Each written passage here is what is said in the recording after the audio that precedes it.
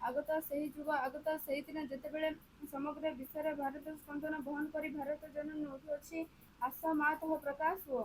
ମା ତୋହ ଦୁର୍ଗେ ତୋର ସନ୍ତାନ ଆମେମାନେ ତୋ ପ୍ରସାଦରେ ତୋ ପ୍ରଭାବରେ ମହତ୍ କାଜ ମୋଟ ଉପଯୁକ୍ତ ହେଉ। ହେ ମା ତୋ ବିନାଶ କ୍ଷୁଦ୍ରତା ବିନାଶ ସ୍ୱାର୍ଥ ବିନାଶ କର ଭୟ। ମା ତୋହ ଦୁର୍ଗେ କାଳିରୂପିଣୀ ନିର୍ମଣ୍ଡ ବାଳିନୀ ଦିଗମ୍ବରୀ କୃପାଣି ପଣ୍ଡିତ ଅସୁର ବିନାଶିନୀ ପୁରେ ନିରାଧାର ଅନ୍ତଃସ୍ତରୀକୁ ବିନାଶ କର। ଗୋଟିଏ ବି ଯେପରି ଆମମାନଙ୍କ ମଧ୍ୟରେ ଜୀବିତ ରହି ନ ପାରେ। ବିମଳା ନିର୍ମଳା ଯେପରି ହେଉ ଏ ପ୍ରାର୍ଥନା ମା ତୋହ ପ୍ରକାଶ ହୁଅ। ମା ତୋହ ଦୁର୍ଗେ ସ୍ୱାର୍ଥ ଭୟ କ୍ଷୁଦ୍ର ସହିତରେ ମିଳନ ଭାରତ ଆମମାନଙ୍କୁ ମତ କର ମତ ପ୍ରୟାସ କର ଉଦର ଚେତା କର ସତ୍ୟ ସଂକଳ୍ପ କର ଯେପରି ଅଳ୍ପ ନିଷ୍ଠ ସଳସ ଭବିତ ନ ହେଉ। ମା ତୋହ ଦୁର୍ଗେ ଯଉ ଶକ୍ତି ବିସ୍ତାର କର ଆମେ ହିଁ ତୋର ପ୍ରିୟ ଆଦ୍ୟ ସନ୍ତାନ। ଆମମାନଙ୍କ ମଧ୍ୟରେ ଲୁପ୍ତ ଶିକ୍ଷା ଚରିତ୍ର ମେଧାଶକ୍ତି ଶ୍ରଦ୍ଧା ଭକ୍ତି ତପସ୍ୟା ବ୍ରହ୍ମଚର୍ଯ୍ୟ ସତ୍ୟ ଜ୍ଞାନ ବିକାଶ କରି ଜଗତରେ ବିତରଣ କର।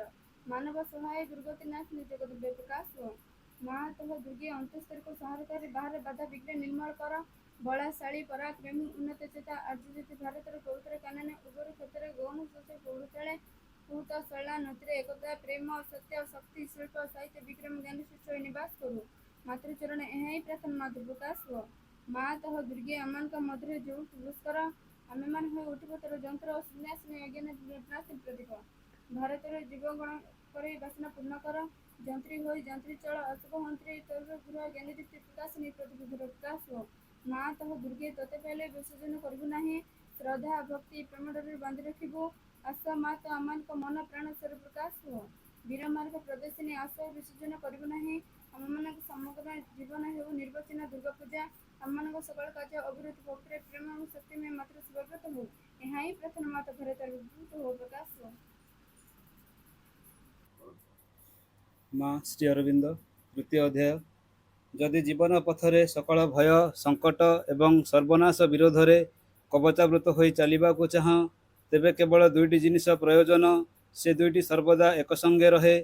ପ୍ରଥମଟି ହେଲା ମା ଭଗବତୀଙ୍କ କରୁଣା ଆଉ ଦ୍ୱିତୀୟଟି ହେଲା ତୁମ ଆଡ଼ୁ ଶ୍ରଦ୍ଧା ନିଷ୍ଠା ସମର୍ପଣରେ ଗଠିତ ତୁମର ଅନ୍ତଃକରଣ।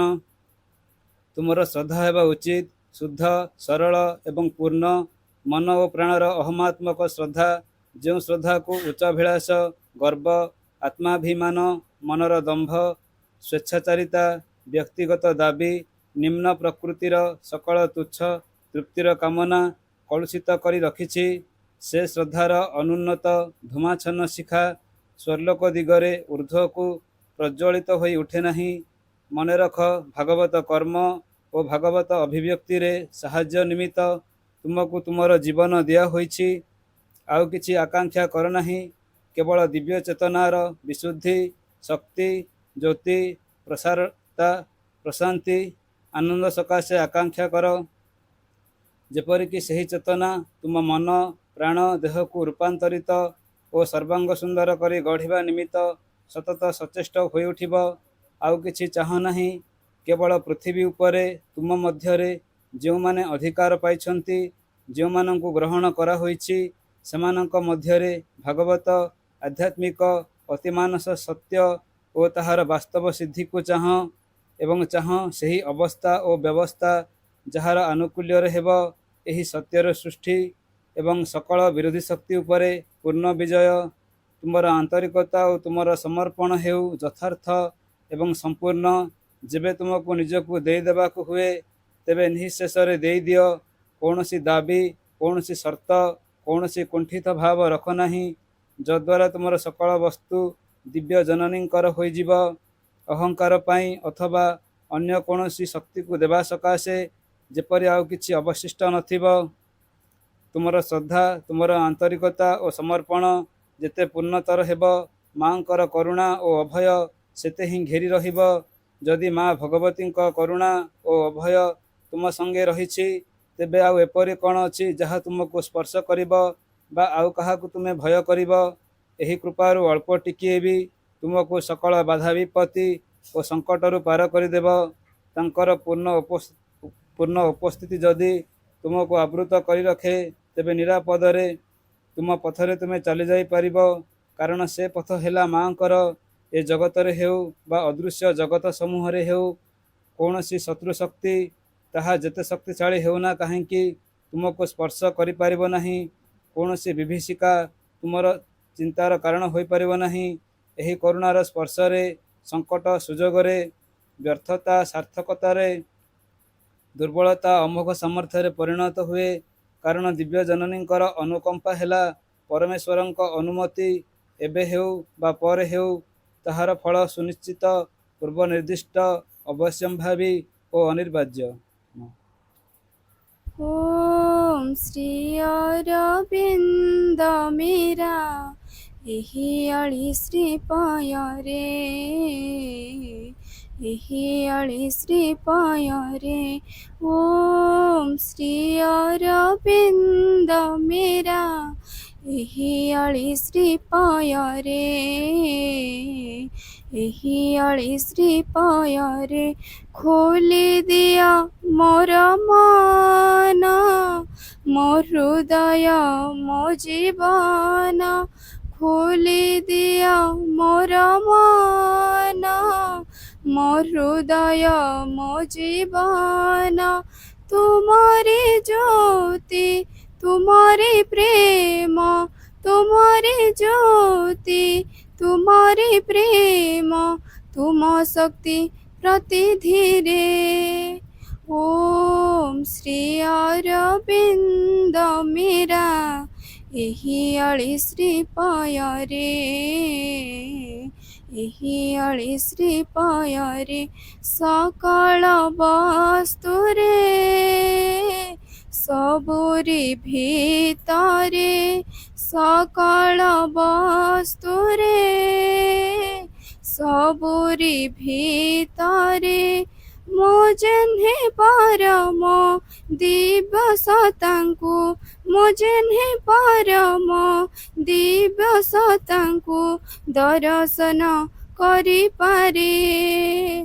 ओम श्री अरविंद मेरा यही अली श्री पाय रे, यही अली श्री पाय रे, यही अली श्री पाय रे, यही अली श्री पाय रे। ओके, प्रणाम are the lotus feet of the divine mother.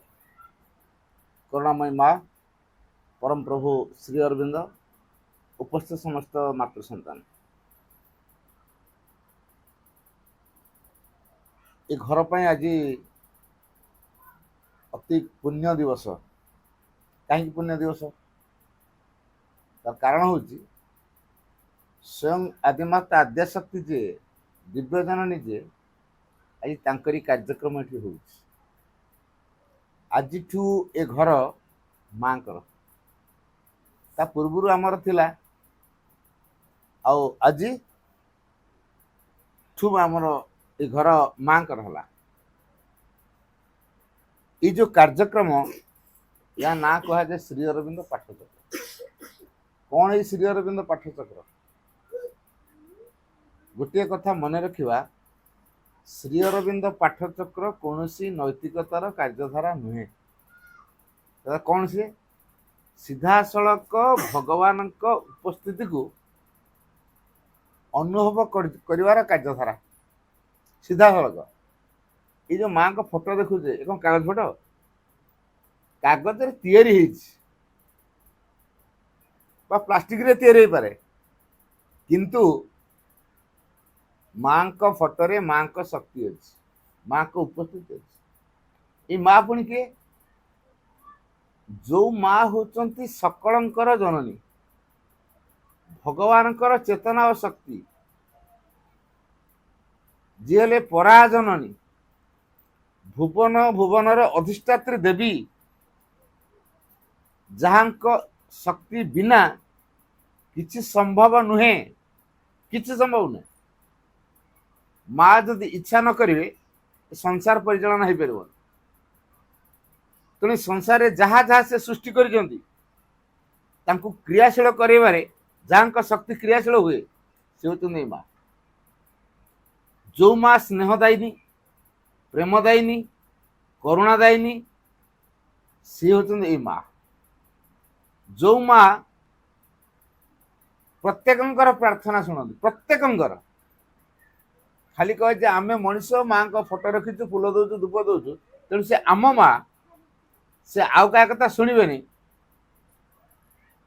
ନା, ସେ ସମସ୍ତଙ୍କର ମା।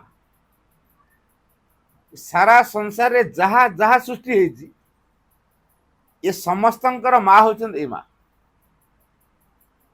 କାହା ପାଇଁ କଣ ଆବଶ୍ୟକ ଯେ ବିଧାନ କରିକି କୃପା କରିକି ଦିଅନ୍ତି, ଇଏ ହଉଛନ୍ତି ସେ ମା।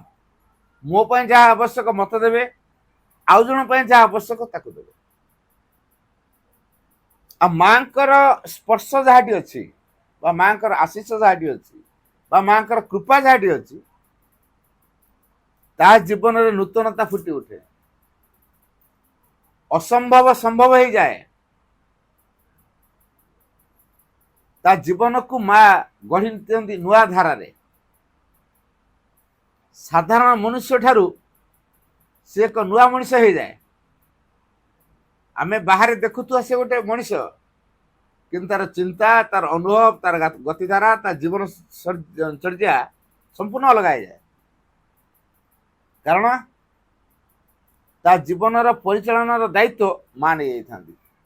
ଯିଏ ଥରୁଟିଏ ଏଇ ମାଙ୍କୁ ମା ବୋଲି ସ୍ୱୀକାର କରିଦେଇଛି, ମା ତା ଜୀବନର ସମ୍ପୂର୍ଣ୍ଣ ଦାୟିତ୍ୱ ନେଇଥାନ୍ତି, ସମ୍ପୂର୍ଣ୍ଣ ଦାୟିତ୍ୱ। ତା ପିଲା ହୁଏତ ତାଙ୍କୁ ଚିହ୍ନିପାରେ ନ ଚିହ୍ନିପାରେ, ଜାଣିପାରେ ନ ଜାଣିପାରେ, ଭୁଲି ଯାଇପାରେ, କିନ୍ତୁ ଏଇ ମା କିଏ ଭୁଲିବନି। ମୁଁ ଗୋଟେ ରାଜ୍ୟରେ ଅଛି, ମୋର ଜଣେ ରାଜା ଅଛି, ମୁଁ କିଛି ଭୁଲ କଲେ ରାଜା ହୁଏତ ମତେ ତା ରାଜ୍ୟରୁ ବିତାଡ଼ିତ କରିଦବ, କିନ୍ତୁ ବିଚରା ମା ସେ କାହାକୁ ତା ସଂସାରରୁ ବିତାଡ଼ିତ କରନ୍ତି ନାହିଁ, ପାରନ୍ତି ନାହିଁ। ଇଏ ହଉଛନ୍ତି ଜଣେ ସେଇଭଳି ମା, ତା ପିଲା ଯେତେ ଭୁଲ କଲେ ବି ଯଦି ମାଙ୍କୁ ଟିକେ ଚାହିଁଲା, ମାଙ୍କ ସାହାଯ୍ୟ ଯଦି ଲୋଡ଼ିଲା, ମାଙ୍କ ପ୍ରତି ଯଦି ଉନ୍ମିଳିତ ହେଇକି ରହିଲା, ଅର୍ଥାତ୍ ମାଙ୍କ କୃପାକୁ ଗ୍ରହଣ କରିବା ପାଇଁ ଯଦି ନିଜକୁ ଖୋଲି ଧରି ପାରିଲା, ତା ଜୀବନରେ 1000 ଭୁଲ ହେଇଥିଲେ ବି ଏଇ ମା ତାକୁ କ୍ଷମା କରିଦିଅନ୍ତି, ଏଇ ମା ତାକୁ କ୍ଷମା କରିଦିଅନ୍ତି, ତାକୁ ସଂଶୋଧିତ କରିଦିଅନ୍ତି। ଖାଲି କ୍ଷମା କରିଦିଅନ୍ତୁ ନୁହଁ, ସିଏ କେମିତି ଆଉ ଥରେ ସେଇ ଭୁଲଟା କରିପାରିବ ନାହିଁ ସେ ବ୍ୟବସ୍ଥା ମା କରିଦିଅନ୍ତି। ଯୋଉଟା ମଣିଷ ଇଚ୍ଛା କରିକି ପାରିବନି ସେଇ କାମଟା ମା କରିଦିଅନ୍ତି। ଇଏ ହଉଛନ୍ତି ସେ ମା।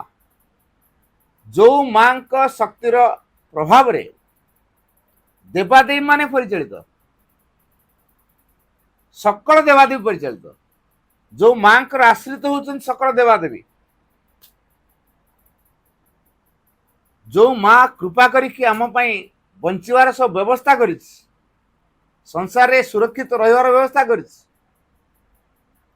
ଆମେ ସେ ମାଙ୍କୁ ଭୁଲିବା ନାହିଁ। କେମିତି? ଏଇ ପାଠଚକ୍ର ଧାରାରେ। ଯଦି ଆମେ ମାଙ୍କୁ ଭୁଲିବା ନାହିଁ, ପାଠଚକ୍ର ଆମକୁ ବାରମ୍ବାର ମାଙ୍କୁ ମନେ ପକାଇଦେବ, ମାଙ୍କ ଉପସ୍ଥିତିକୁ ଆମ ଭିତରେ କାର୍ଯ୍ୟକାରୀ କରେଇଦେବ, ଆଉ ଆମ ଭିତରେ ପ୍ରତି ମୁହୂର୍ତ୍ତରେ ନୂଆ ନୂଆ ନୂଆ ନୂଆ ପ୍ରଭାବକୁ ସେ କ୍ରିୟାଶୀଳ କରିଦେବ। ତେଣୁ ଜୀବନ ପ୍ରତ୍ୟେକ ମୁହୂର୍ତ୍ତ ଆମ ଭିତରେ ନୂଆ ଚିନ୍ତା, ନୂଆ ଚେତନା, ନୂଆ ଅନୁଭବ, ନୂଆ ଗତିଧାରା, ନୂଆ କାର୍ଯ୍ୟଧାରା ତିଆରି ହେଉଥାଏ ଏଇ ମାଙ୍କ ପାଇଁ। ଖରାଦିନ ବର୍ତ୍ତମାନ ହେଇଛି, ଅନେକଙ୍କର କୂଅରେ ପାଣି ଅଛି। ଧୀରେ ଧୀରେ ଖରାର ପ୍ରଭାବ ହେଲେ ପାଣି ଖୋଜାଏ, ଆଉ ପାଣି ମିଳେନି। ମଣିଷ ମାଟି ତଳେ ଯୋଉ ପାଣି ଅଛି ତାକୁ ବ୍ୟବହାର କରିବା ପାଇଁ ଗୋଟେ ମଟରଟେ ଲଗାଏ, ବୋରୱେଲଟେ ଖୋଳିଦିଏ। ଆଚ୍ଛା, ବୋରୱେଲରୁ ପାଣି କେମିତି ବାହାରିବ? ମଟର ଲଗେଇବ, ମଟରରୁ ଟାଙ୍କିକି ଯାଏ, ଟାଙ୍କିରେ ଷ୍ଟୋର କରି ରଖିଲେ ଯେତେବେଳେ ଦରକାର ସେତେବେଳେ ମୋଡ଼ିବା, ବାହାରିବ ପାଣି। ଠିକ ସେଇଭଳି ମାଙ୍କ ଶକ୍ତି ହଉଛି ମାନେ ଅସୀମ, ତାଙ୍କ ସହିତ ଯୋଡ଼ି ଦିଏ, ଅସୀମ ଭଣ୍ଡାର ସହିତ ଯିଏ ଯୋଡ଼ି ଦିଏ ଆମକୁ, ଯୋଉ ଶକ୍ତିର ପ୍ରଭାବରେ ଆମେ ସେ ଅସୀମଙ୍କ ସହିତ ଯୋଡ଼ି ହେଇପାରୁ, ସେ ଧାରା ହଉଛି ପାଠଚକ୍ର ଧାରା। 100 ଯଜ୍ଞ କଲେ ଯେତିକି ପୁଣ୍ୟ ମିଳିବ ନାହିଁ, ଗୋଟିଏ ପାଠଚକ୍ରରେ ତାର ଆହୁରି କେତେ କଣ ପ୍ରଭାବ କାର୍ଯ୍ୟକାରୀ ହେଇଯାଏ। ଯଜ୍ଞରେ କେବଳ ଏଇଆ ହୁଏ, ଯାହାଙ୍କ ଉଦ୍ଦେଶ୍ୟରେ ଯଜ୍ଞ କରାଯାଏ ତାର କିଛି ପରିବର୍ତ୍ତନ ପାଇଁ ବା ତାର କିଛି ରିଷ୍ଟ ଖଣ୍ଡନ ପାଇଁ, हेले कौन हम जो इष्टंक पाखरे समर्पण करा जाए जाचयते इति यज्ञ जहाँ समर्पण करा जाउची सेटा होची यज्ञ निजको आहुति दबा बा निजर किछि दबा एटा हला समर्पण तेणु जो इष्टंक पाखरे दिया जाए गोटे निर्दिष्ट उद्देश्य पाई जदि से सेथिरे समर्थ ताल से देबे कि बदलै परिबे कि हमकु जे हमकु बदलैबे से होचंदी माँ मोर रोग हम मु कहबी भगवान मते कृपा कर पैसा जोर दियो मुझे बड़ बड़ डाक्तर देखी भल हेबी मु माँ को पैसा मागिबी भल हेबी एटा ठीक ना माँ को मागी माँ मते रोग दियोनी मते एमिति किछि तैयारी कर जिंदा रोग हबनी कोटा बुद्धिमान काम कोटा बुद्धिमान काम कहले देखिया मोर रोग हो जोरे पैसा दियो मु डाक्तर मान को देई मो रोग भल करी एटा ठीक ना मोर रोग हब नहीं एटा ठीक ताले मु कौन हेले मते रोग हब नहीं मते मा सेमती कर दियो मु जा हेइची सेतिर मते बारंबार रोग हब मते मा एमती तैयारी कर दियो जेमिति मते रोग हब नहीं तेणु जो बदलैबार कामटा माँ करदे जाफल रोग हब जो अवस्था अच्छु सेठी हमको नाना असुविधा भोगिया पड़ुछ नाना जंत्रणा भोगिया पड़ुछ नाना असुविधार सम्मुखीन होगा पड़ुछ किंतु माँ को डाकिले पाठचक्र धारा माँ का सहित जो निबिड़तम संपर्क तैयारी हुए से अवस्था आम उठी जाऊ जाफल आउ से अवस्था आम पाक आसे मुझे पृथ्वी अच्छी मु टेकाटे फोपाड़ी तलू खसब ना ना एना गचर सब दुलदाला आंब पड़ुछ ना ना हाँ कहीं क्या पृथ्वी गोटे शक्ति अच्छी ता ना हूँ माध्याकर्षण शक्ति से टाण मुझे पृथ्वी ग्रह को अतिक्रम कर चंद्र रही से टेका फोले खसब खसबनी कहीं माध्याकर्षण ना खसब केमी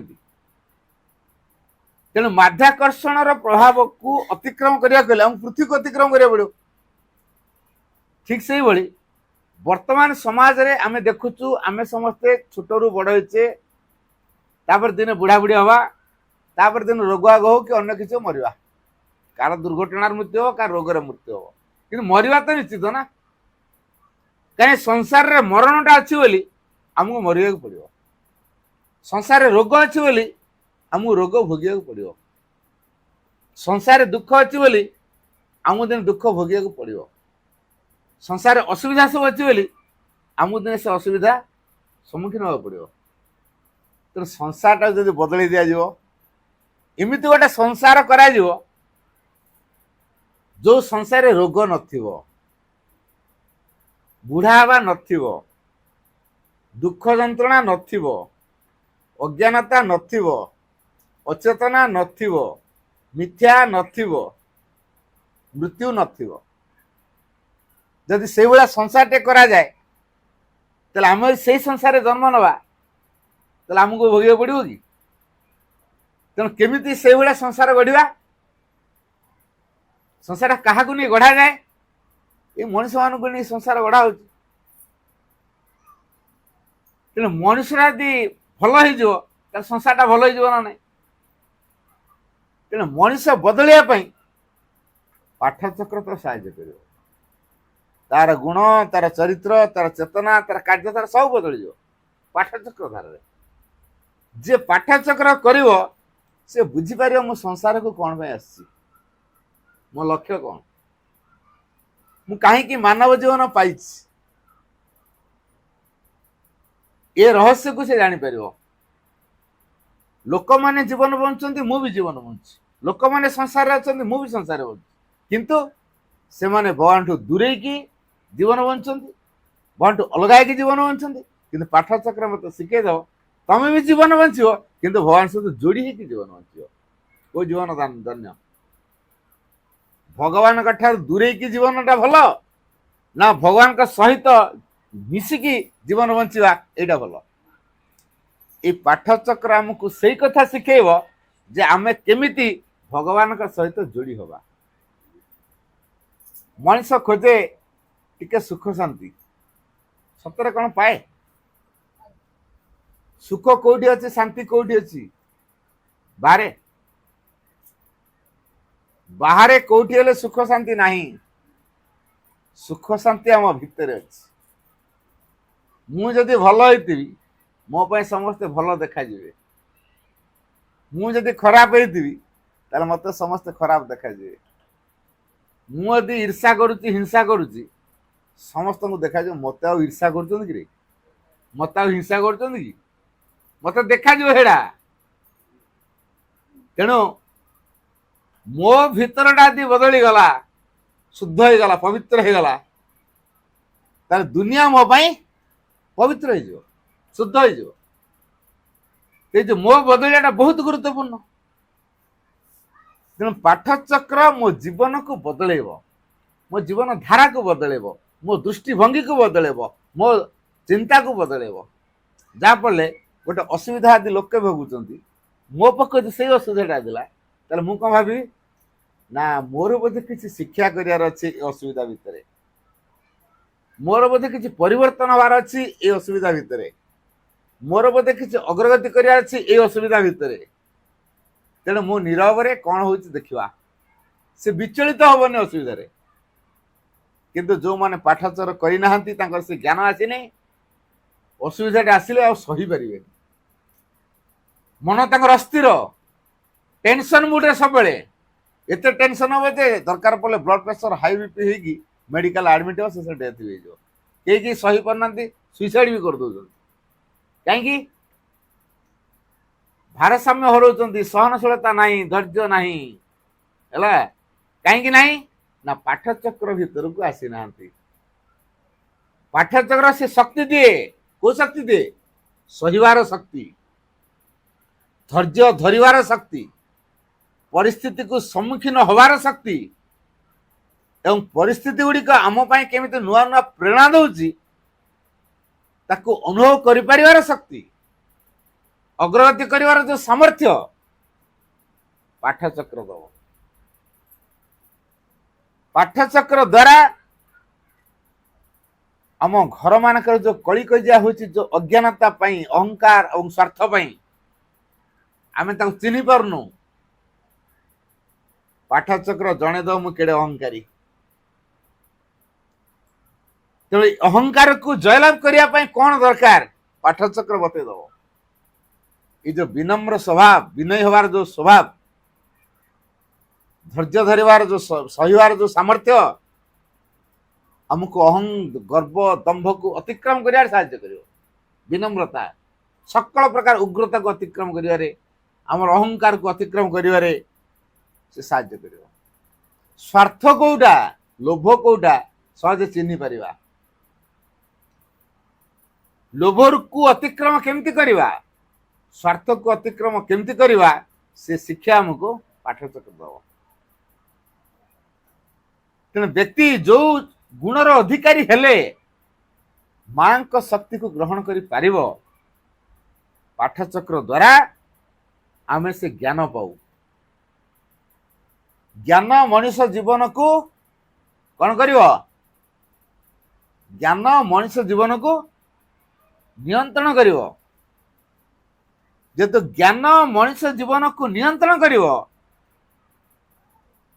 ତେଣୁ ଆମ ଭିତରେ କ'ଣ ଗୋଟେ ଭୁଲ କାମ କରିବାକୁ ଯାଉଥିବା, ଆମ ଭିତରେ ଜ୍ଞାନ କହିବ ଏଇଟା ଠିକ ନାହିଁ, ଏମିତି କର ନା, ବତେଇଦବ। ନିୟନ୍ତ୍ରଣ। ଗାଡିରେ ଯେମିତି ଗୋଟେ ବ୍ରେକ୍ ଅଛି, ସ୍ପିଡି ପଳଉଥିଲା, କଣ୍ଟ୍ରୋଲ ରହିବନି, ବ୍ରେକ୍ ଚାପି ଦିଆହଉଛି। ସେମିତି ଆମ ଜୀବନ କୁଆଡେ କୁଆଡେ ପଳଉଛି, ତାର କଣ୍ଟ୍ରୋଲ ନାହିଁ। କିନ୍ତୁ ଏଇ ପାଠଚକ୍ର ଆମକୁ କଣ୍ଟ୍ରୋଲ କରିଦବ, ଜ୍ଞାନ ଦେଇଦବ। ଆଉ ଏଇ ଯୋଉ ଜ୍ଞାନ କୋଉଠି ବାହାରିବ? ବହିରେ, ସ୍କୁଲ କଲେଜରେ ନାହିଁ। ସ୍କୁଲ କଲେଜରେ ତାର କୋଉ ଜ୍ଞାନ ଅଛି? ବାହାର ଦୁନିଆରେ କେମିତି ଚଳିବା, ରୋଜଗାର କେମିତି କରିବା, ସେଇ ଜ୍ଞାନଟା ସ୍କୁଲ କଲେଜରେ ବତଉଛନ୍ତି।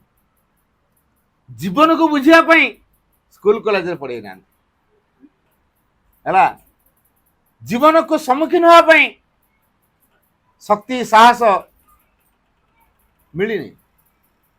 କିନ୍ତୁ ପାଠଚକ୍ର ଆମ ଜୀବନକୁ ବୁଝିବା ପାଇଁ, जीवन को अतिक्रम करने जीवन को सम्मुखीन हो शिखापी प्रेरणा दब जिते बड़े परिस्थिति आसू पाठचक्र आमको साहस देद सबू परिस्थिति रे दृढ़ होकर कारण पाठचक्र बतईदब मु एकुटिया नुहे मो माँ माँ मो सहित अच्छा जेतु माँ मो सहित अच्छा मु एकुटिया नुहे मत मो माँ परिचालित कर माँ परिचालित कर भूल बाट ना मोर कौन जाए सी तैयारी कर परिचालन कर मत भूल मोर दोष हम कि माँ भूल करे भूल बाटे ने माँ से बुझे मुझे निजे माँ को दूरे देकी निज इच्छा चलती भूलटा कले किए दंड पाइब मुझे पाइबी जदि माँ मत परिचालित कर भूल बाटे गली आमर भूलटा नुह माँ बुझे तेना आम जीवन दायित्वटा माँ ने भल ने ना आम जीवन दायित्व आम बुझुले भल बुझा कौन है आम जीवन को जदि माँ परिचालित करेंगे ताले ठीक आम परिचालित हो पार घरे कहीं पाठचक्र दरकार तार कारण हूँ माँ को उपस्थिति घरे रहिबो दिव्य जननी प्रभाव घरे कार्यकारी हम जहा फल आम घरे जो अज्ञानतार प्रभाव अदिव्य प्रभाव सब रही क्रियाशील होती बापा माध्यम माँ माध्यम भाई माध्यम भौणी माध्यम कका माध्यम बड़ापा माध्यम परिवार लोक माध्यम आम घरे अज्ञानता जो कम करुच्ची तेणु अज्ञानता द्वारा बुझाणा ठीक ठाक होनी असंगति तैयारी हो बापा जदि गोटे कथा कहते माँ गोटे कथा कह भर मेल खाऊनी कथार बापा कहते मो कथा रो माँ कहते मो कथा रो सैला मोर सत घटना कह शुण मु गोटे घर को ट्यूशन जाऊली बहुत वर्ष तला ट्यूशन जाऊली से घर गोटे छुआ तृतीय श्रेणी पाठ पढ़े आमरी स्कूल नुआ ना लिखे था मु कहली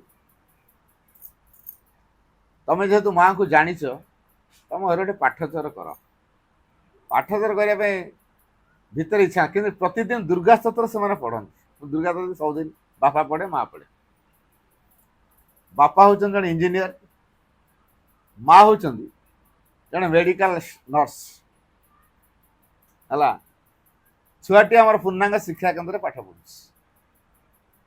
तृतीय श्रेणी पूरा दशम श्रेणी पर्यंत मुझे पढ़ेली पिलाटी भल नंबर रखी पास कला किंतु भल नंबर रखी बापा कहते मो झील को मुझे गोटे बड़ इंजीनियर करेबी सफ्टवेयर इंजीनियर करेबी बापा इच्छा मो झील इंजीनियरिंग पढ़ो मार इच्छा ना मो झील को मु मेडिकल पढ़ेबी डॉक्टर हम क्या सी निजे मेडिकल चाकरी कर कोठी एडमिशन करेंगे कन्फ्यूज एमती परिस्थिति है स्वामी स्त्री दुई जन झगड़ा है रुषारुषी हेले तेणु रुषारुषी कथबार्ता होना दुई दिन तीन दिन पड़ेगा घरे भी माने बापा खाऊ ना बाहर बाहर चाकरी कर खाऊ घरे आउ खाऊना रुषारुषी मो आड़े आड़े हो मो दिन हठात कौन काम पड़ा मुझे घर गई पचारि छुआ को बापा कड़े गले बापा ना ऑफिस आसी ना सी बुल रात 10टा आस खाई घरे आउ खाऊ ना सका पड़ो तो सियाड़े ऑफिस ना बुली बुली खाई रात आसुँच माँ तर इच्छा रोसे कर छुआ बड़ हैरान होती दीटा छुआ बड़ हैरान होती बापा माँ लड़े लगुच घरे रोसे करना छुआ दीटा हैरान होती कहले मो बापा माँ तो खाली कली लगुच कौन है कि मु कौटी पढ़ी बोले अच्छा अच्छा है मैंने मुझे डका कर मैंने आस मोर टे कम अच्छे सर से आसिले दी जन बसिले कथा मैंने कौन घटना कौन आप छुआ कौन शुणिली कहले हाँ प्रकृत कथाटा छुआ जहाँ कहला बोली छुआ को किए पचार ना छुआ कौटी पढ़ो आपण कहते मु पढ़ेबी मो छुआ को इंजीनियरिंग करे इंजीनियर पढ़े इंजीनियर करेबी माँ कहे मो पिला को मु पढ़े डॉक्टर करेबी ଆରେ ଛୁଆ କ'ଣ ପଢିବ ପଚାରିଛି ନା ପଚାର ମୁଁ ମାନେ ଭଲ କରିଛନ୍ତି ଛୁଆ କାହିଁ ପଚାରିବେ ଛୁଆ କ'ଣ ପଢିବାକୁ ଚାହୁଁଛି ତାକୁ ପଚରାଇଲି ହେଲା ମୁଁ ପଚାରିଲି ଛୁଆ କ'ଣ ପଢିବ ପଚାର ହେଲା ମୁଁ କମ୍ପ୍ୟୁଟର ପାଠ ପଢିବି କମ୍ପ୍ୟୁଟର ଇଞ୍ଜିନିୟର କମ୍ପ୍ୟୁଟର ସାଇନ୍ସ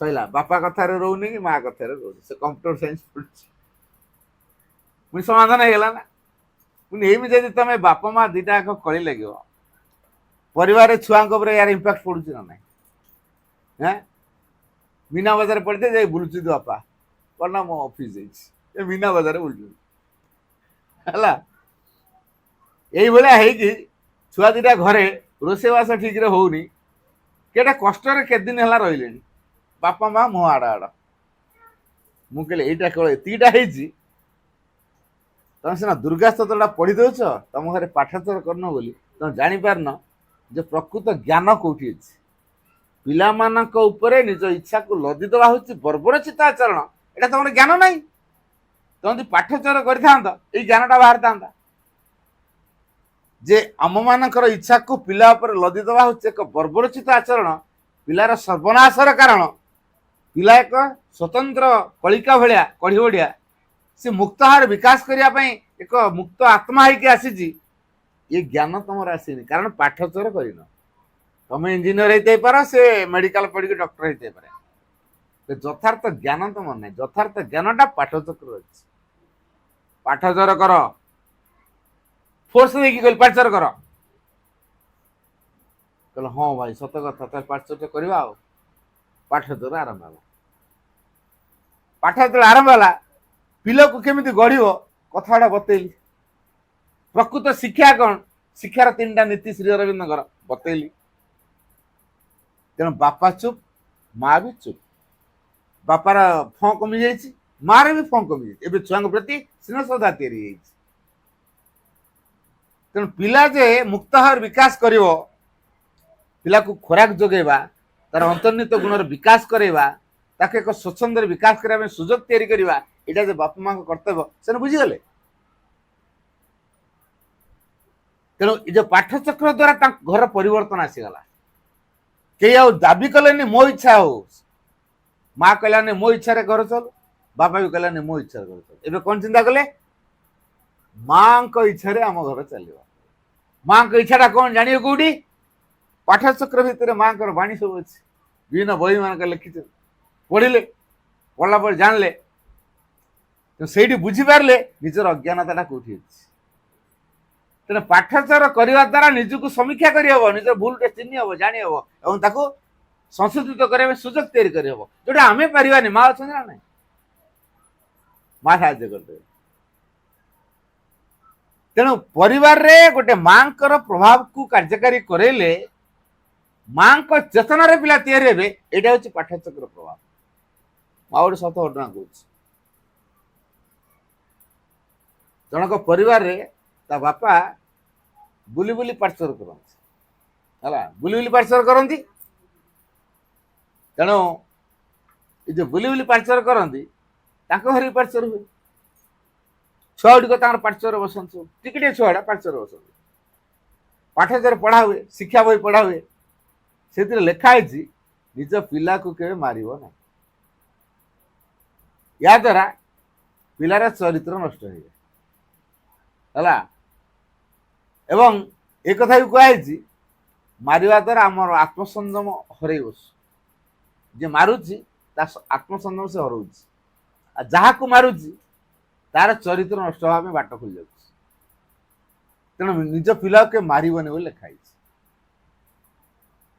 ସେଇ ଛୁଆଟି ପାଠ ପଢୁଥିଲା 1 କ୍ଲାସରେ ହେଲା ପୂର୍ଣ୍ଣାଙ୍ଗ ଶିକ୍ଷା କେନ୍ଦ୍ରରେ ପଢୁଥିଲା ଦିନେ ତାଙ୍କର ଯିଏ ଅପା ଗଣିତ ଅପା ତାଙ୍କ କ୍ଲାସ ଟିଚର ସିଏ 1 କ୍ଲାସ 1 ଟିଚର କରିଦିଆଯାଇଛି ସବୁ ବିଷୟ ପଢଉଛନ୍ତି ଗଣିତ ପିରିୟଡରେ ଘରୁ ତାଙ୍କର ମୁଡ୍ ଖରାପରେ ଆସିଥାନ୍ତୁ କି କିଛି ଟେନସନରେ ଥାନ୍ତୁ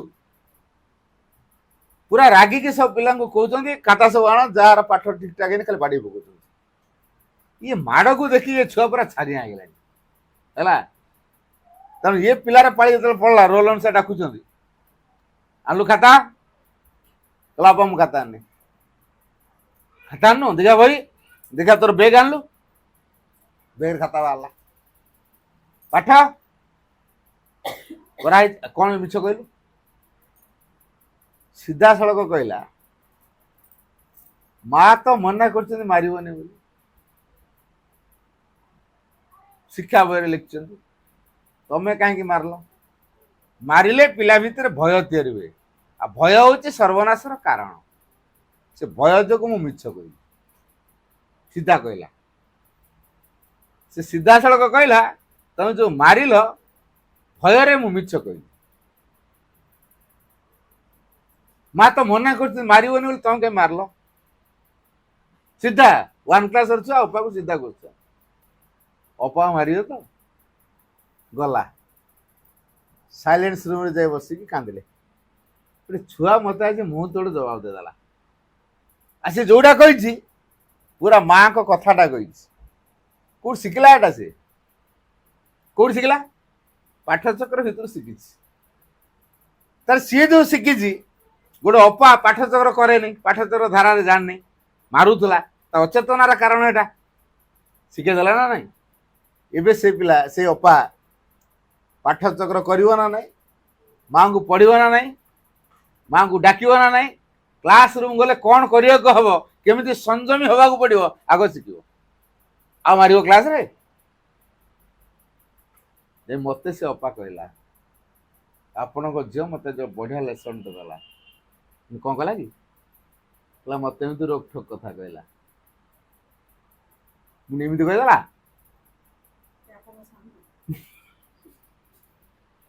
ଏମିତି କହିଦେଲା? କହିଲା ହଁ। ତା ପୂର୍ବରୁ ସେ କ'ଣ କହିଲା? ମା ମା ମା ମା ହଉଥିଲା। ମୁଁ ଯୋଉ ପିଲାଙ୍କୁ ବାଡଉଥିଲି ସେ ମା ମା ମା ମା କହୁଥିଲା। ହଠାତ୍ କି ମୁଁ ତାକୁ ଡାକି ଦେଇଛି, ସେ ଆସିଲା, ସେ ତ ମା ମା ମା ମା ଡାକୁଛି, ସେ ତାର ଜାଣିକିରି ମିଛ କହୁ ଯେମିତି ହଉ, ହଠାତ୍ କହିଛି ଅପା ମୁଁ ଖାତା ଆଣିନି। ମୁଁ ତା ବେଗକୁ ଚେକ୍ କରିଦେଲି, ଦେଖିଲି ସେ ଖାତା ଆଣିଛି, ପାଠ ବି କରିଛି। ହେଲେ ଏମିତି କାହିଁ କହିଲା? ମୁଁ ବି ଜାଣିନି, ହୁଏତ ମା ଆପଣଙ୍କୁ କିଛି ଚେଞ୍ଜ କରିବା ପାଇଁ ଏମିତି କରିଥାଇ ପାରନ୍ତି। ଏଇଟା ଭାବନ୍ତୁ, ମା ଆପଣ ଏଇ ଛୁଆ ମାଧ୍ୟମରେ ଆପଣଙ୍କ ଲାଇଫକୁ ଚେଞ୍ଜ କରିବା ଗୋଟେ ସୁଯୋଗ ତିଆରି କରିଛନ୍ତି। ହଁ ପରା ଭାଇ, ଆଉ ମୁଁ ମାରିବି। ସେଇ ଦିନଟା ଆଜି ପର୍ଯ୍ୟନ୍ତ ସେ ଅପା ମାରୁନାହାନ୍ତି। ପିଲା ପାଠ ପଢୁ କେତେ ନ ପଢୁ କେତେ, ତା ଲାଇଫରେ ଗୋଟେ ଟର୍ଣ୍ଣିଂ ପଏଣ୍ଟ ହେଇଗଲା। କାହାର ପ୍ରଭାବ? ଇଏ ପାଠଚକ୍ର ପ୍ରଭାବ। ତେଣୁ ଆମେ ଯେତେ ବଡ କ୍ରିଟିକାଲ ପରିସ୍ଥିତିରେ ଆସିଥିଲେ ବି ଆମେ ଅଧୈର୍ଯ୍ୟ ହେଇଯାଉଛୁ। କ'ଣ କରିବୁ? ମାଙ୍କ ପାଖରେ ସମସ୍ୟାକୁ ପହଞ୍ଚେଇ ଦିଅ, ମାଙ୍କ ମୁହଁକୁ ଚାହିଁକି କଥା ହୁଅ, ମାଙ୍କ ପାଖରେ ନିବେଦନ କରିଦିଅ। ଏଟା ସମସ୍ୟା ହୋଇକି ରହିବ ନାହିଁ, ଏଟା ସୁଯୋଗରେ ପରିଣତ ହେଇଯିବ। ପାଠଚକ୍ର ଆମକୁ ସେଇ ଜ୍ଞାନ ଦେଇଦବ ଯେ ଆମ ଜୀବନରେ ଯେତେ ସମସ୍ୟା ଆସୁଛି ଏଟା ଆମକୁ ନୂଆ ନୂଆ ଶିକ୍ଷା, ନୂଆ ନୂଆ ପ୍ରେରଣା ଦେବା ପାଇଁ ଆସିଛି। ପାଠଚକ୍ର ଆମକୁ ସେ ଷ୍ଟ୍ରଙ୍ଗ କରେଇବ। ଆମର କୋଉ ପ୍ରକାର ପରିବର୍ତ୍ତନ ହବାର ଅଛି ଦେଖେଇଦବ ପାଠଚକ୍ର। ପାଠ ଯଦି କରୁଥିବା ଜାଣିପାରିବା, ହଁ ମୋର ଏଇ ପ୍ରକାର ପରିବର୍ତ୍ତନ ହବାର ଅଛି, ମୋର ଏଇ ଗୁଣଟା ଡିଫେକ୍ଟ ଅଛି, ତେଣୁ ମତେ ସଜାଡ଼ିବାକୁ ପଡିବ। ମୁଁ ତ ପାରୁନି, ମାକୁ ଡାକିବି। ମୁଁ ନିଜ ସାମର୍ଥ୍ୟରେ ମୁଁ ଯେଟା ପାରେ ନା, ମା ଅଛନ୍ତି ନା ନାହିଁ ମୋ ପାଖରେ? ଯେ ପାଠଚକ୍ର କରୁଛି ସେ ପ୍ରତ୍ୟେକ କଥାକୁ ନେଇକି ମାଙ୍କ ପାଖରେ ପହଞ୍ଚିବ, ତାର ସାଥୀ ହେଇଯିବ। ସେ ମା ତାର ସାଥୀ ହେଇଯିବ ସବୁଥିରେ, ଭଲ ମନ୍ଦ ସୁଖ ଦୁଃଖ ସବୁଥିରେ ସେ ମାଙ୍କୁ ସେୟାର କରିବ। କୌଣସି କଥା ସେ ମାଙ୍କ ପାଖରେ ଲୁଚେଇବନି, ସବୁ କଥା କହିବ। ମାଠୁ ପ୍ରେରଣା ପାଇ ସେ କାମ କରିବ। ମା ଯେତେବେଳେ ଭିତରୁ ତା ପ୍ରେରଣା ଦେଇକି ପରିଚାଳିତ କରିବେ, ସେ ପିଲା ଭୁଲ ବାଟରେ ଯିବନି ନା। ପରିବାରରେ କିଏ ଭୁଲ ବାଟରେ କରିଦବ? କରିବେନି। ସମସ୍ତେ ପାରିବାରିକ ଜୀବନରେ, ସଂସାର ଜୀବନରେ ଅଛନ୍ତି, ହେଲେ ପାଠଚକ୍ର କରୁଥିବା ପରିବାର ବିରଳ ପରିବାର ହେଇଯିବ। ମାଙ୍କ କୃପା କାମ କରିବାର ସୁଯୋଗ ତିଆରି କରିଦିଏ ପାଠଚକ୍ର। ସବୁଠୁ ବଡ କଥା ଏଇଟା। କୃପା ତ ସମସ୍ତଙ୍କ ପ୍ରତି ଅଛି, ହେଲେ କୃପାକୁ ଗ୍ରହଣ କରିବା ପାଇଁ ଯୋଉ ଅବସ୍ଥା ଦରକାର, ସେ ଅବସ୍ଥା କିଏ ତିଆରି କରିବ? ପାଠଚକ୍ର ତିଆରି କରିବ। ଯୋଉ ନମ୍ରତା ଦରକାର, ସେ ନମ୍ର ଗୁଣ, ସେ ଜ୍ଞାନର ପ୍ରଭାବ ପାଠଚକ୍ର ଦେଇଦବ। ତେଣୁ ପାଠଚକ୍ରରେ ମାଙ୍କ ପାଖରେ ସବୁ କଥା ଜଣାଯାଏ। ଆଉ ଗୋଟେ ଛୋଟିଆ କଥା କହୁଛି,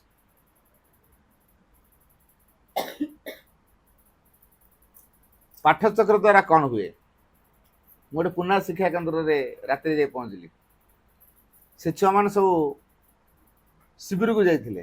ପାଖରେ ଗୋଟେ ଶିବିର ହେଉଥିଲା, ଅଧା କିଲୋମିଟର ନୁହଁ, ମଝିରେ ଖାଲି ଗୋଟେ ନାଳଟେ, ନାଳ ସେପାରେ ଗୋଟେ ଜେନେରାଲ ସ୍କୁଲ। ସେ ଜେନେରାଲ ସ୍କୁଲଟାରେ ଠିକ୍ ପରୀକ୍ଷା ଥିବ, ମେଟ୍ରିକ ପରୀକ୍ଷା ଥିବ, 5 ଦିନ ଖଣ୍ଡେ ପିଲା ସବୁ ଆସିବେ, ଆଗରୁ କେହି ଆସିବେନି। ଆଉ ଯେତେବେଳେ 5 ଦିନ ଖଣ୍ଡେ ଥିବ ମେଟ୍ରିକ ପରୀକ୍ଷା ଆସିବେ, ସେଇ ସମୟରେ ଶିବିର କରିବେ ହେଲା। ତାଙ୍କ ସ୍କୁଲଟା ଏଇଭଳିଆ ସ୍କୁଲ। ମେଟ୍ରିକ ପରୀକ୍ଷା ହେବାର 5 ଦିନ ଆଗରୁ ପିଲା ସବୁ ଆସି ପହଞ୍ଚିବେ।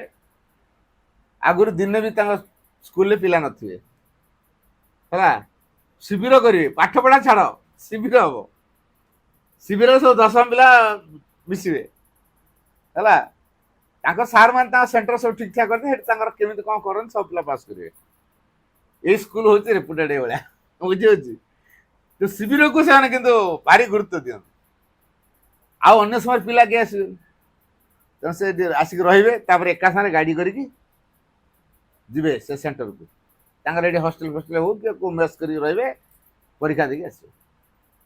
ତେଣୁ ପରୀକ୍ଷା ପୂର୍ବରୁ 5 ଦିନଟାରେ ଯେଉଁ ଆସନ୍ତି ସେ ଶିବିର ହୁଏ। ମୁଁ ସେ ଶିବିରକୁ ଯାଏ। ଶିବିର ଯେଉଁ ସରିଲା, ଏ ପୁନା ଶିକ୍ଷା କେନ୍ଦ୍ର ଛୁଆମାନେ ସବୁ ଯାଇଛନ୍ତି। ମୋତେ କହିଲେ, ଆଉ ଭାଇ ଆଜି ଆମ ଏଠି ରହିବେ। ମୁଁ ନ ରହିବା। ତେଣୁ ଶିବିର ଯେତେବେଳେ ସରିଗଲା ମୁଁ ପଳେଇ ଆସିଲି, ଆସିକି ସେଇ ସ୍କୁଲରେ ରହିଲି। ସେ ସ୍କୁଲରେ ଯେତେବେଳେ ରହିଲି, ତାଙ୍କ ସହିତ ଗପସପ କଲି ଛୁଆଙ୍କ ସହିତ। ତେଣୁ ଛୁଆଙ୍କ ପାଖରେ ଆରାମରେ ଶୋଇଲି। ମୋର ଏମିତି ଗୋଟେ ଖଟିଆ ପକେଇଦେଲେ, ପିଲାମାନେ ତଳେ ଶୋଇଥିଲେ, ମୋର ଗୋଟେ ଖଟ ପକେଇଦେଲେ, ମୋର ଶୋଇଦେଲି। ଛୁଆ ଆଉ ତଳେ ବସିଥିଲେ, ଖଟରେ ବସି ଗପ କହୁଛି। ଗପ ଶୁଣୁଛନ୍ତି ତ ଗଲା ରାତିରେ। ଆଉ ଗୋଟେ ଛୁଆ କହୁଛି, ଭାଇ ଆମ ଘରଟା ଏଇ ପାଖରେ, ଆଉ ମୁଁ ପାଖରେ ତ ତୁ ହଷ୍ଟେଲ ଅଛୁ ଯେ। କହିଲା ମୋ ବାପା ପାରା ମଦୁଆ, ମୋ ବାପା ପାରୁଟି ବେପାର କରନ୍ତି, ମଦ ପିଅନ୍ତି, ମୋ ମାଆକୁ ବାଡ଼ାନ୍ତି। ସେଇଥିପାଇଁ ମୋ ମା ମୋତେ ଆଣିକି ଏଇଠି ଛାଡ଼ି ଦେଇଛି। 1.5 କିଲୋମିଟର ବାଟ, ତା ଘରଠୁ ସ୍କୁଲଟା 1.5 କିଲୋମିଟର ବାଟ ହେଲା। 1.5 କିଲୋମିଟର ବାଟ, ତଥାପି ସେ ହଷ୍ଟେଲରେ ଅଛି। କାରଣ ତା ବାପା ମଦୁଆ, ମଦ ପିଇକି ଆସିକି ଗଣ୍ଡଗୋଳ କରୁଛି, ତେଣୁ ଛାଡ଼ି ଦେଇଛନ୍ତି ହଷ୍ଟେଲରେ। ମୁଁ ଯେହେତୁ ଆସିଛି, କହିଲା ଭାଇ ଆମ ଘରେ ଗୋଟେ ପାଠଚକ୍ର କରିବା। ଠିକ୍ ଅଛି, କରିବା, କାଲି କରିବା। କାଲି କରିବା।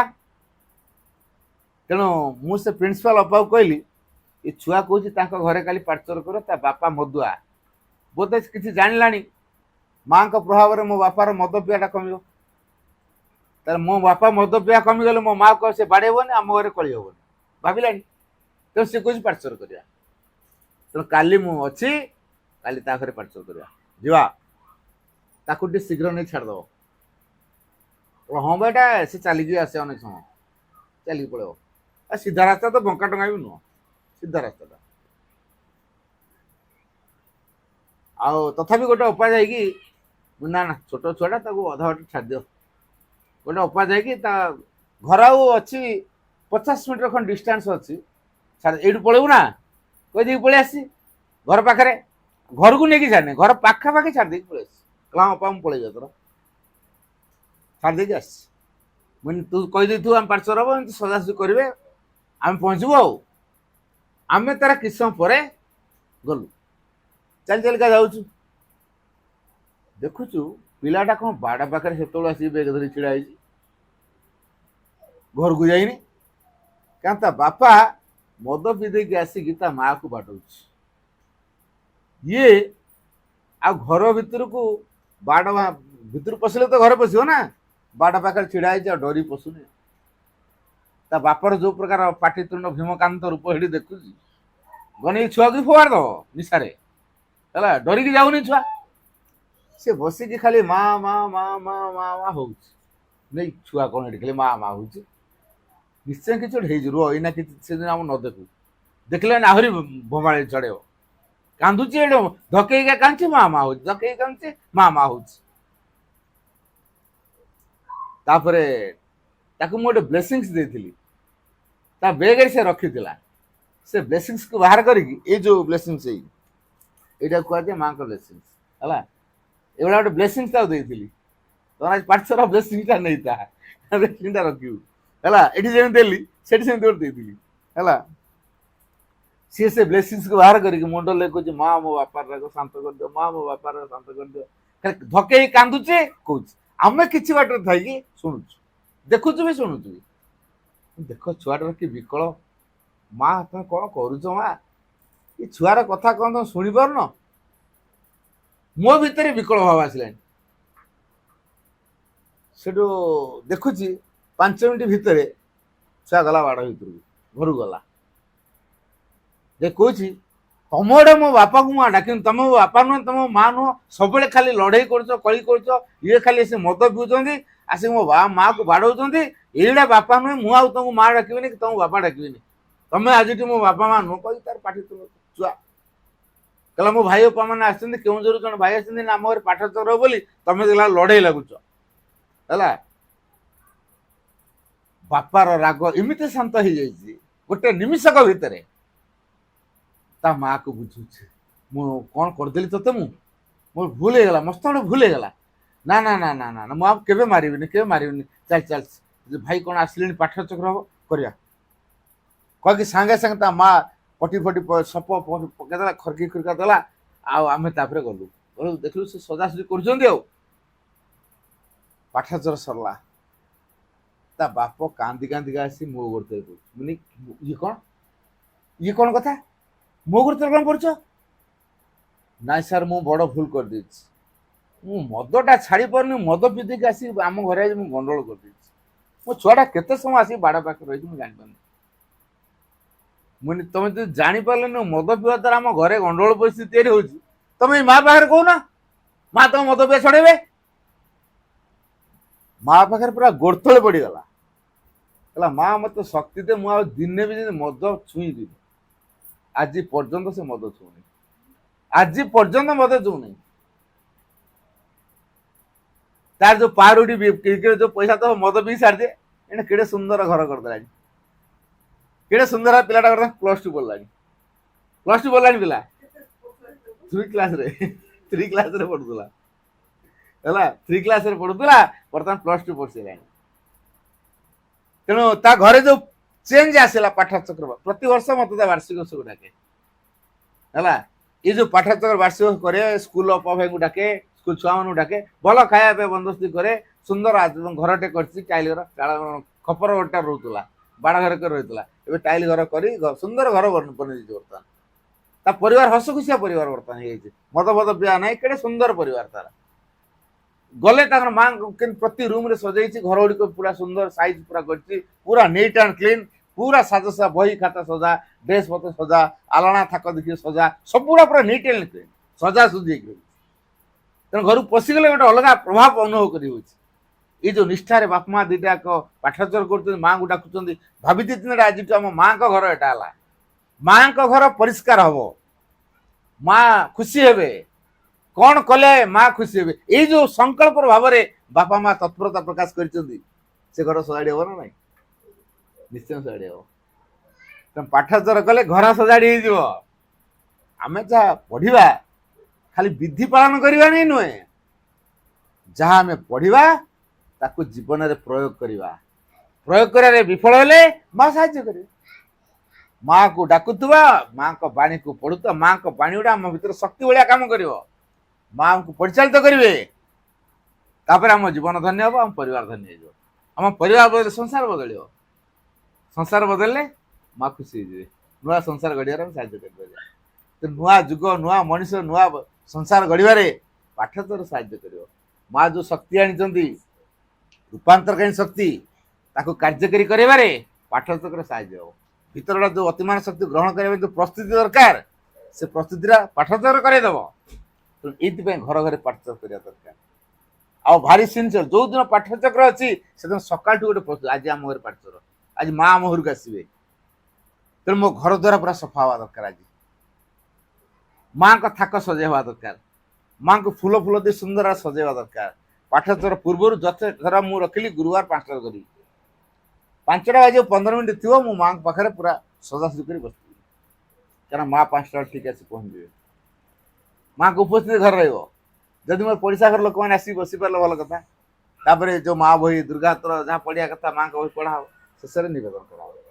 ଏଇ ଯୋଉ ଧାରାରେ କେବେ ପାଠଚର ମିସ୍ କରିବାନି। ଆଜି ବାହାଘର ଅଛି ମୁଁ ପଳେଇବି, ଆଉ ଏଇଟା ପରେ କରିଦେଲେ ଚଳିବ, ପାର୍ଚର ତ କିଛି ନିୟମ ନାହିଁ ଆଉ ନକଲେ ଚଳିବ ନା। ଆଗ ପାର୍ଚରଟା ଅଛି 5ଟା 6ଟା, ତେଣୁ 5 ପୂର୍ବରୁ 4:30ରୁ 6ଟା ପର୍ଯ୍ୟନ୍ତ ମୁଁ କିଛି କାର୍ଯ୍ୟକ୍ରମ ରଖିବିନି। ଯେତେ ଇମ୍ପୋର୍ଟାଣ୍ଟ କାର୍ଯ୍ୟ ହେଇଥାଉ, ମୋର ଆଗ ପାଠଚକଟା ହେଉଛି ସବୁଠୁ ଗୁରୁତ୍ୱପୂର୍ଣ୍ଣ। ଯେ ପାଠଚର ଗୁରୁତ୍ୱ ଦେବ, ମା ତା ପାଇଁ ତା ଜୀବନ ଗୁରୁତ୍ୱପୂର୍ଣ୍ଣ କରିଦେବେ। ଆସନ୍ତୁ ଆମେ ପାଠଚର ଗୁରୁତ୍ୱ ଦେବା, ମାଙ୍କ ଧାରା ତିଆରି ହେବା, ଭବିଷ୍ୟତ ସମାଜ ଗଠନରେ ମାଙ୍କୁ ସହଯୋଗ କରିବା। ଧନ୍ୟବାଦ।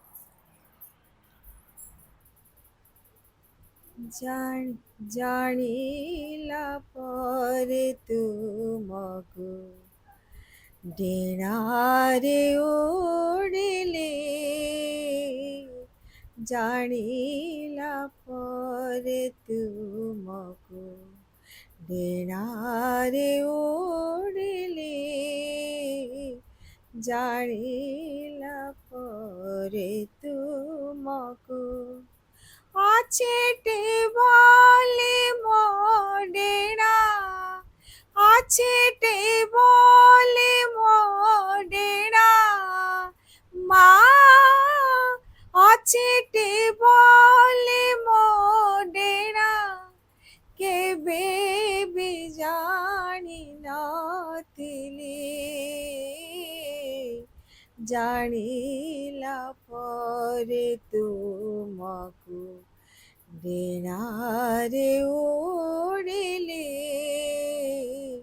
ଜାଣିଲା ପରେ ତୁମକୁ ପଡ଼ିଥିଲି ଥାକି ମୁଁ ଯେ ପଦ ପାରେ ପଦ ଚାଲେ, ପଡ଼ିଥିଲି ଥାକି ମୁଁ ଯେ পদ পারে পদ চালে, অন্যরা হাত ধরে, অন্যরা হাত ধরে, মা অন্যরা হাত ধরে, কিছু দূর গলে চালে, জানিলা পরে তুমকু ডেଣାରେ উড়িলে, জানিলা পরে তুমকু সবু কিছু ছাড়ি মু যে তুমকু খোঁজি পাইলি, সবু কিছু ছাড়ি মু যে তুমকু খোঁজি পাইলি, নূতন হই সবু, নূতন হই সবু, মা নূতন হই সবু, পুଣି ଆସିଲେ ବାହୁଡ଼ି, ଜାଣିଲା ପରେ ତୁମକୁ ଡେଣାରେ ଉଡ଼ିଲେ, ଜାଣିଲା ପରେ ତୁମକୁ ଅଛିଟି ବୋଲି ମୋ ଡେଣା, ଅଛିଟି ବୋଲି ମୋ ଡେଣା, ମା ଅଛିଟି ବୋଲି ମୋ ଡେଣା, କେବେ ବି ନଥିଲି ଜାଣି, ଜାଣିଲା ପରେ ତୁମକୁ ଡେଣାରେ ଉଡ଼ିଲେ, ଜାଣିଲା ପରେ ତୁମକୁ।